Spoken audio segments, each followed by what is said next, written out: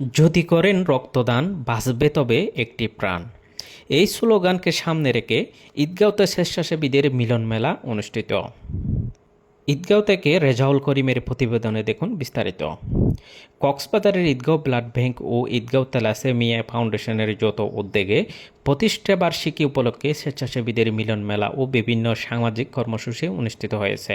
শুক্রবার 15 মে ঈদগাঁও আদর্শ শিক্ষা নিকেতনে আয়োজিত অনুষ্ঠানে ছিল বর্ণাঢ্য rally, free blood group test, thalassaemia রোগীদের বিনামূল্যে রক্তদান, রক্তদানে উদ্বুদ্ধকরণ, আলোচনা ও সাংস্কৃতিক পরিবেশনা।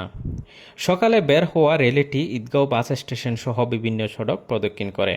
বাদ জুমা অনুষ্ঠিত সুধী সমাবেশে বক্তব্য রাখেন ঈদগাঁও থানার officer in charge ATM Sifatul Majdar, Eidgaon union Parishad chairman Sohel Jahan Chowdhury, Eidgaon press club সভাপতি মোহাম্মদ রেজাউল করিম সহ বিভিন্ন অতিথিবৃন্দ।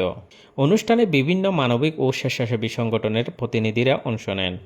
শেষে অতিথি ও সংগঠনগুলোর মাঝে সম্মাননা ক্রেস্ট বিতরণ করা হয়।